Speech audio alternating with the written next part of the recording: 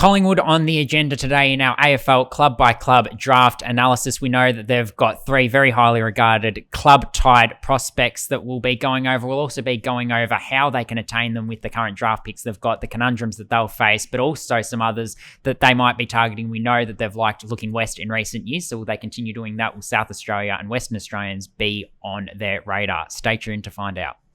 Collingwood's draft plans for 2025. Now, we've spoken about Carlton and we've spoken about Brisbane, who have plenty of club-type prospects, and Collingwood themselves aren't short in that regard. So currently they have picks 36, 54, 64, 72. It's only 331 points for 4 picks. Yep. Because 64 and 72 aren't valued at any points, and 54 is the lowest valued draft pick from a points index perspective. I think it's 14 because it's the last in that list. So 36 is doing most of the heavy lifting there, and they've got a trio of club-tied teenagers who they'll be looking to get in at the end of the draft. Tom McGuan, is a well-known father-son prospect for them, who's probably on the fringes of first-round selection. Zach McCarthy and Jai Saxena as well, who are fellow Vic Metro squad members this year as well. But I think you look at all three of them and they get a nice variety in those 3 prospects. Yeah, and probably get exactly what they need as well. Like I look at, and I think I've said it before, but I look at the fact that you've got Riley West, who's coming through for Collingwood, and I think that Tom McCarthy's going to complement him quite well in the forward line.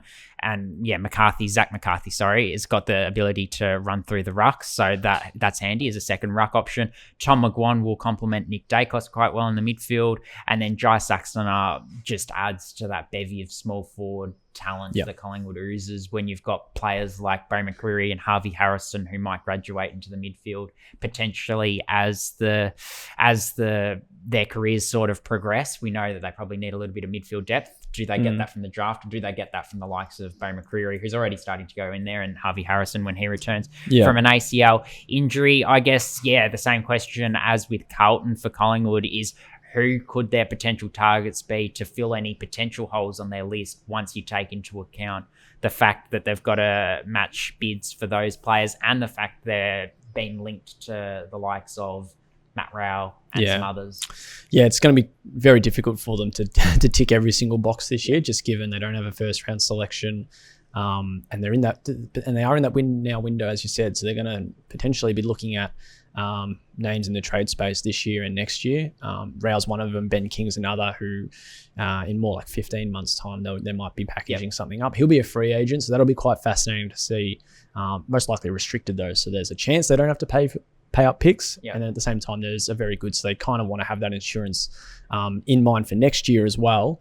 And then on your McCarthy's and your Saxoners up forward, like you said, perfect additions. Charlie West waiting in the wings for his debut, and then Saxoner maybe is that longer term option when maybe eventually they move past Jamie Elliott. Lockie Schultz is, I think he's 28 this year, so not that far off 30, but still got a bit to go at the Pies, so maybe just that eventual addition to their front forward mix. And then Tom McGuan will be a very nice addition.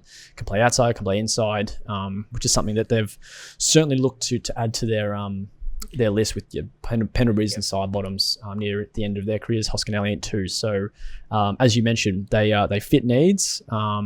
It's just going to be interesting how they go with the draft points. The only other thing that I'd add from a Pies perspective is in recent years, probably stretching back since basically COVID, they have shown a clear preference to look west for talent. So that's both South Australia and Western Australia. So if they did target anyone in the open pool, I wouldn't be surprised if they were South Australians or Western Australians. Again, they've also got players who have been in their VFL program who they might look at. They were overlooked in the mid-season draft. Rod Ali played a couple of games for them, probably feels a bit of a need in defence in the longer term, still quite raw, but he was heavily linked to them for the mid-season draft before he was overlooked. So does he get a look in later in the draft? He's one to keep an eye on. But players along the lines of Blake Kelly, Sam Swadling, not your top echelon sort of first 30 names that are likely to be read, but still players who have got talent. And then from South Australia, a player I really like that could slip is Blakewood Sean Benier. Leader at North Adelaide and has had a pretty solid carnival to date with South Australia. I like the Sam Swadling call.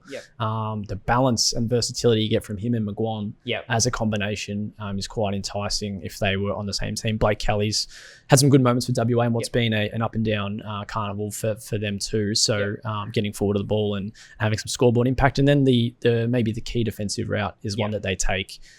We mentioned Elliot Duffield on the show, Noah Dawes, Xavier Taylor. They're not the tallest of defenders, and there might be some lacking in that space, as we've spoken about a couple of times already on this show. Jeremy Howe's successor, maybe. But exactly right. Yeah, they look at that kind of option. Nathan Murphy, I don't think was that tall. No, he wasn't. And they got plenty out of him. Yeah. So if they're backing in Frampton and Moore, who are that 200 centimeter defensive type, then it's that third intercepting tall defender that might be for them. And they're certainly not short on options in this year's draft.